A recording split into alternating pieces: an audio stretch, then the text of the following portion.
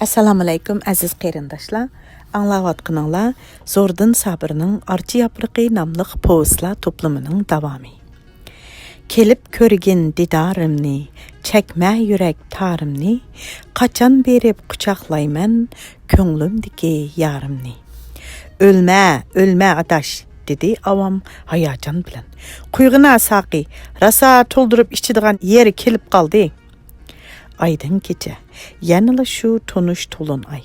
Asad ayğı qarab yürek qetidan o'rin algan yaşlıq xatirələrini varaqlamaq bulub, şipan rishatkasida əmdili o'ltirib edi, uning yeniga avam chiqdi. Bir-biriga taqazza ikki yurakning ovozini angladim, dedi u Asadning qulig'iga pichirlab. G'ilman büvi bilan bir hafta birga bo'ldik. Bütün meclis oxirlashqicha men uningga diqqat qildim. U burunqi xushchaqchaq hokim emas, ko'zlarida tugumas dard alimi bor. Har amal bilan sening nomingni tilga oladi. Nomingni har qitim tilga olganda chiroyi bir qitim qiziridi. Mening heligar ko'zlarim sezdi. Ayol sana oshiq. U tul, sen bo'ydoq. Oshiq mashq bo'lishga toza loyiq. Men oxiri uning bilan gaplashdim. Men mangadigan chaqda bichara G'ilman büvi meni yolg'iz bo'lmaga chaqirib, ilmiy tarixchilik to'g'risida gaplashiman. Uningga ayting, ata kechqurun kech soat 8 dan keyin mening uyimga kelsin deb topildi. At soat 7 larda men seni kichik mashina bilan yo'lga solaman. Baxtli bo'l, Bag'dal. Avam Asadni yan tarafidan chang quchoqladi. Asad osmonga qaradi. Jimjit kechida bog'lar shivirlaydi. Yaproqlar pichirlaydi. Yulduzlar g'uva chimirlaydi. Aydın kecha uni tabriklamoqda. 13. subhi uchun. Asad tong oldida uxlab qoldi. U mehmonlar tarqagandan keyinmi uzoqcha uxlay olmagan edi. Şuna etigellik çay vaqtidimi uyg'onmadi. Baxt uyqusini, dedi avam Aminemga shivirlab. Uxlusun, yur, o'zimiz çay ichiverayli. Uyqusi qanğanda chiqidi. Aminem paypaq bilan mengib yurib uyni qarong'u qildi. Ular putlarining uchida dastlab dalonga chiqdi-da, saroyning eshigini asta yepib qo'ydi. Men itni derazadan yiroqqa apirib bog'lab qo'yay. Bo'lmasa kangshib uyqusini buzadi. Senmi bolaringga et, vang chung qilishmisin? Avam yalangoyoq mengib peshayvon supsidan tushishiga taladin vaqirg'incha subhi kirib keldi. Rasma avam aka, Nurmuhammad akamning gapi rasma? Asta, avam uyni sharat qilib. Ustozingizning ko'zi amdili uyquga mangdi. Uxlab olsin. Bichara kechicha hayajondan uxlay olmadi. Nimaga bo'ladi? Xushalliqdan. Men nayda tanqid degandan keyin 10 necha ming mo yerning hammasini kelarki kuzdan boshlab sizlarning talabinglar bo'yicha bug'doy terishga ma'qul bo'ldim. Sizning tajriba maydoningizni 20 ming modan 200 moga biraqla o'stirdim.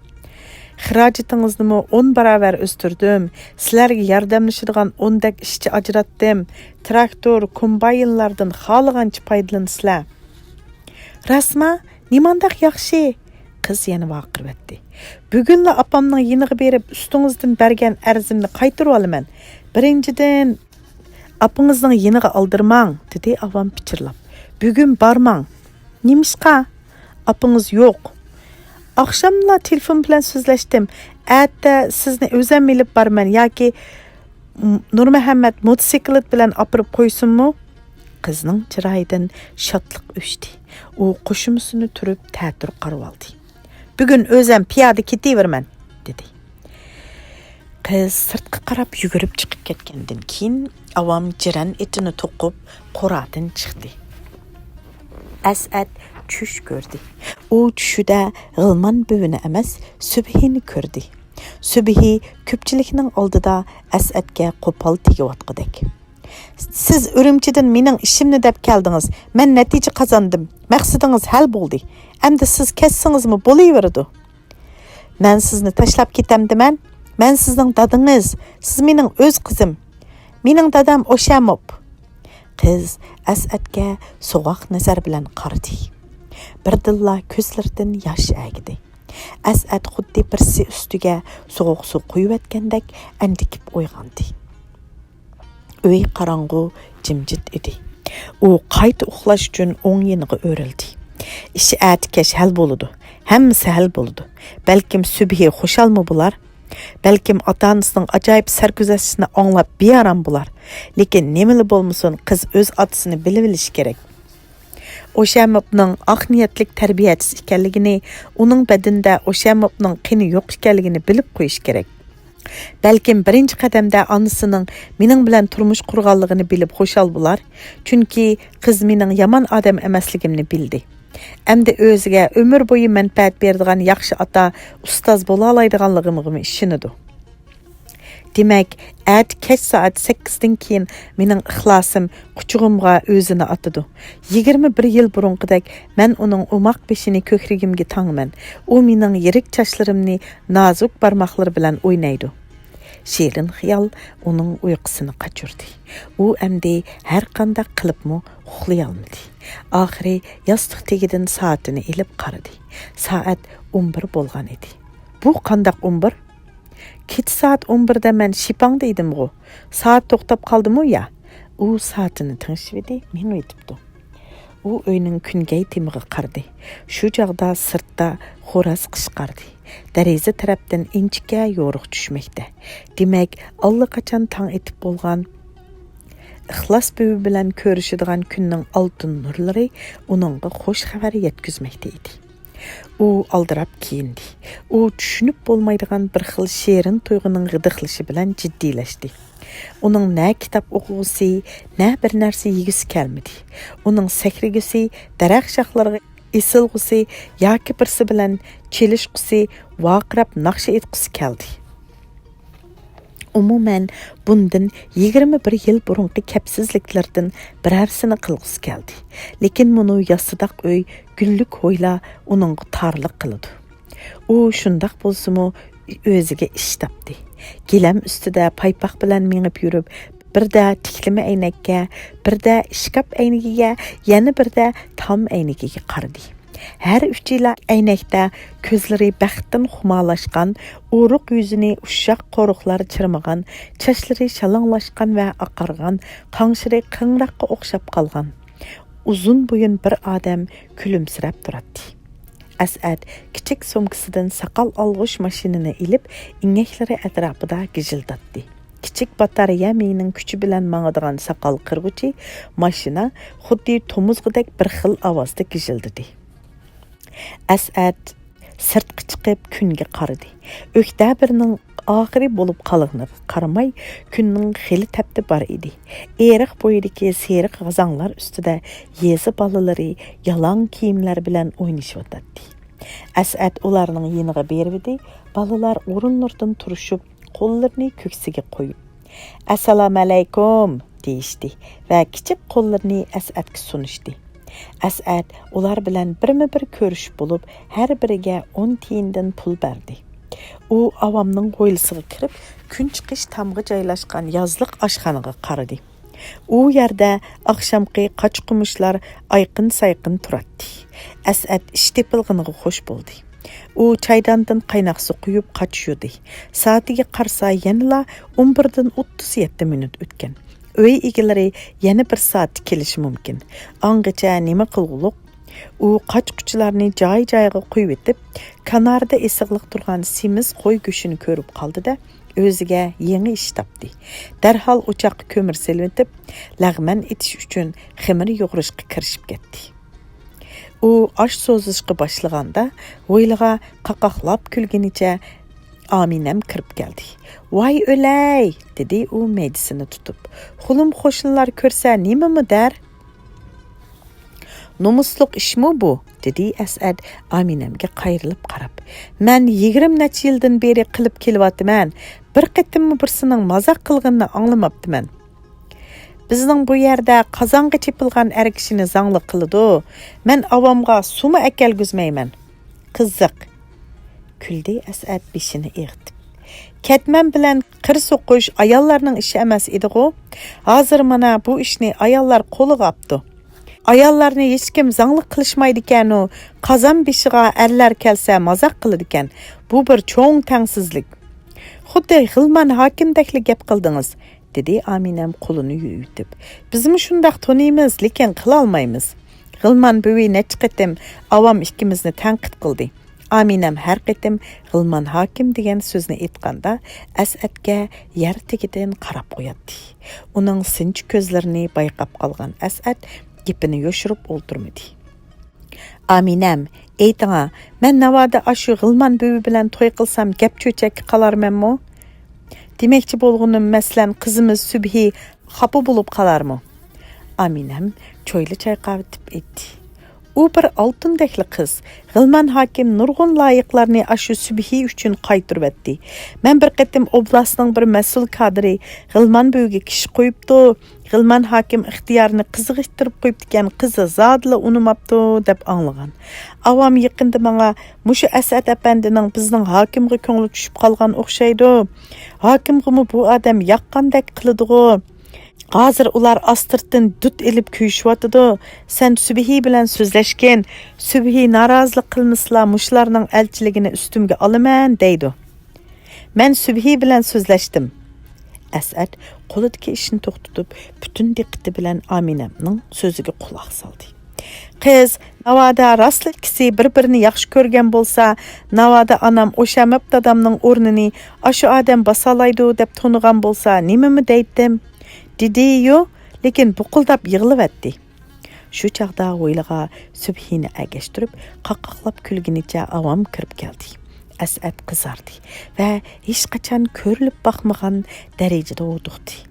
Yana u shunchalik xushal bo'ldiki, 21 yildan buyon bunchalik xushal bo'lib boqmagan edi. Subhichu bu haqda bir nima degili bo'ladi-yu, lekin ishni yanada Nur Muhammad buzdi. U avomlarning keynidila motosikletni to'xtatib kirib keldi. Buning bilan Subhining chiroyidagi xushallik alomati yutdi. As'adni elib kelgan kichik mashina kech soat 7:30da nahiyaga yetib keldi. U temir qapqili qo'yla oldida to'xtab, odati bo'yicha osmonga qaradi. Uning yuragi ko'krak qapizidan chiqib ketadigandek tepchaklaydi. O'yla ishigining bir qanoti qiya ochiq edi. U asta o'ylaga kirdida, texi yaproq tashlamagan olmalar orasidagi hissiyat quzilgan yo'l bilan Peshayvon tarafga qarab mangdi. U Peshayvonga ko'tarilishiga dalon ishiga ichildi.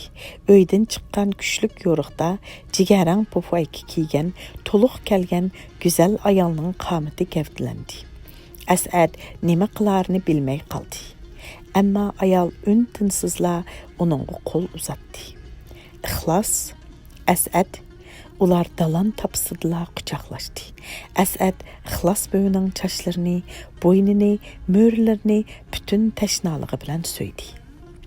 Qo'yvetang Asad, dedi ixlos bo'yi butunlay mag'dursizlangan gavdasini tasti qimiriltib. Menga qarangchu. Asad uning ayni yillardagi sehrlik, lekin sodda ko'zlariga qaradi. Ayol Asadning baxtdan o't elib yeniyotgan ko'zlariga birla qaradi-da, qayta Asadning quchog'iga o'zini etib, o'pkidab yig'lavatdi. U yig'laganda butun gavdasi silkinatdi. Asadning uni bezlashga holi yo'q edi. Uningmi ko'z yoshlari to'kildi. Ayolning ko'z yoshi Asadning ko'kragini yo'l qildi. Asadning ko'z yoshi ixlosning yelkasiga temib turdi. Xeylidan keyin ular o'ziga keldi. Yuring, ustalga, billa g'izolanayli, dedi. Yana G'ilman hokim salohiyatiga kirgan ayol Asadni qo'ltiqlab. Langman etdim, siz amroq bo'ladigan-ku, tamoq kelgicha un olg'u anglang. Ayol chiqib ketdi. Un olg'udan Asadning mungluq naqsi anglandi. Ayol tamoq ekirdi. Ixlos, sening ko'z quloq hatto put qo'llaringmi hammali joyga yetdi ekan. Avamning uyida aytgan naqshamnimi mendan burun yetib ketdi. Avam obdan odam, heliq az to'la ayblarini tushunishga bo'ladi. Harom niyati yo'q. Mushulintini bugun atdiganda atay bir kishidan avatibdi. Xuddi heliq chog'dikidekli aytibsiz. Azroq ichamsiz. Menmi qizildan ichib qo'yay endi. Ular bir romkadan ichishdi. Ep kelgan ixlos, haraqni men qo'yay. Bugunla uyingning ham xo'jayinligini ham malayligini qo'limga olay. Ayal cavab bermedi. Bəxet, bək keçikib gəldi ixlas. Mən qançılıq küttüm, 21 yıl. Ayal ün çıxmadı. Əsəd onun qollarını çın tutub yüregiga tangdi. Meni keçirdingmi? İxlas, mən u çağda keyin seni izlab chiqdim. U to'g'riliq so'zlamang. Uqishmaslikmi bor? Bilman, hammani bilaman, dedi ayol hasrat bilan ulug' kichiktinib. O'tgan ishlarni tilga olmang. Siz bugun menga mehmongo, gapimga kiring. U ishlar to'g'riliq so'zlashmayli. Ma'qul amsa, kelgusi to'g'riliq so'zlashayli. Biz hamon kelgusi uchun yashaymizgo? Yo'q, kelgusi to'g'riliqmi so'zlashmayli. Nima deyishimiz amsa? Hech nima deyishmasakmi bo'ladi?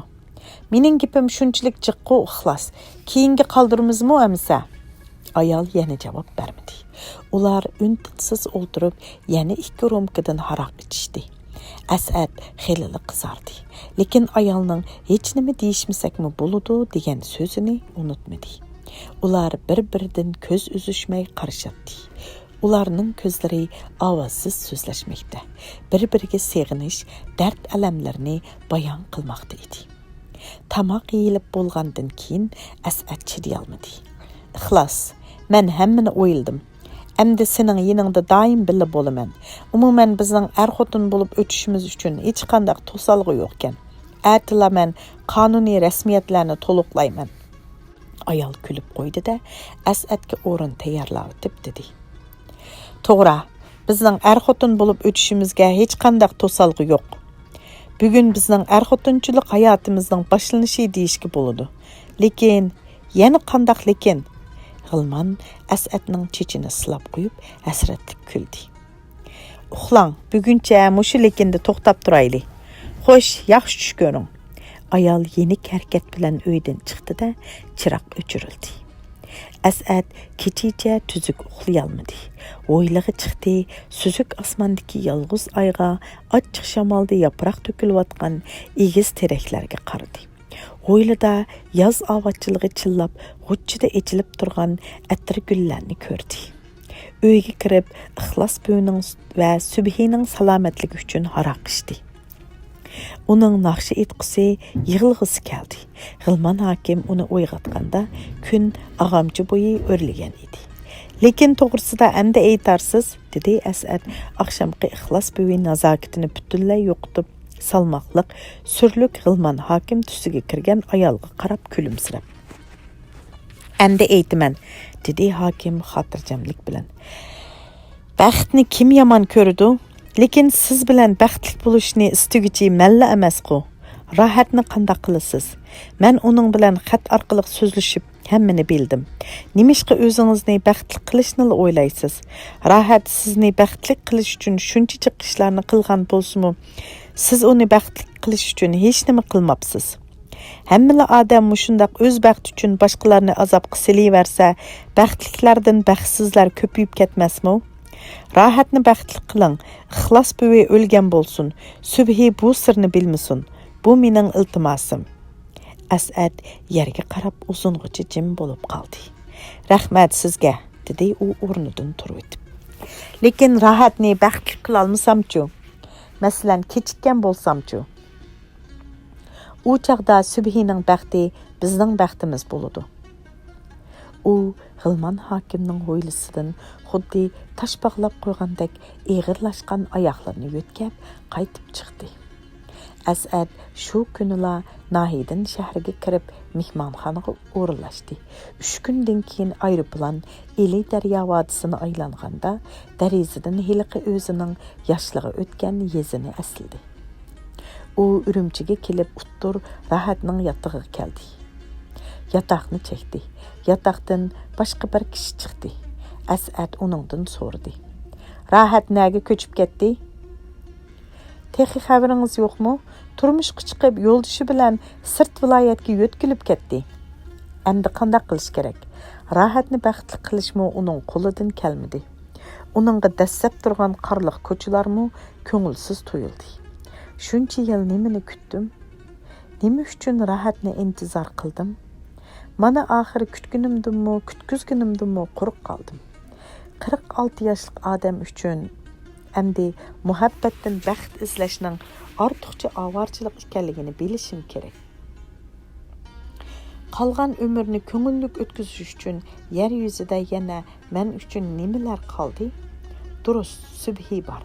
Men uning baxtini ko'rishim, uning baxti bilan huzurlanishim kerak. Darhol ili vodisiga qaydishim, shu yerda yana subhining yanida turib, o'z qismning kelgusidan xushallik izlashim kerak. Men ketdim. Xayr, rahat. Meni kutib eling. Mening xushalligim subhi.